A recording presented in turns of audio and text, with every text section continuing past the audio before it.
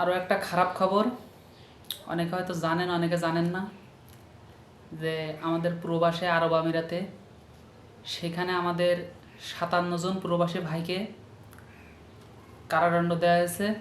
৩ জনকে যাবজ্জীবন এবং ৫৩ জনকে ১০ বছর করে এবং একজনকে ১১ বছরের কারাদণ্ড দেওয়া হয়েছে।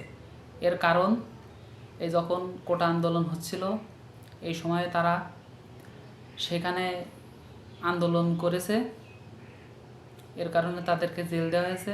তাদের দেশে নিয়ম অনুযায়ী যে পারমিশন ছাড়া কেউ যদি কোনো ধরনের আন্দোলন এগুলো করে তাহলে তাদের দেশের আইন অনুযায়ী খুবই দণ্ডনীয় অপরাধ, যার কারণে এই ৫৭ জন প্রবাসী ভাইকে জেল দেওয়া হয়েছে। আপনারা অনেকে হয়তো নিউজে দেখেছেন, অনেকে দেখেননি।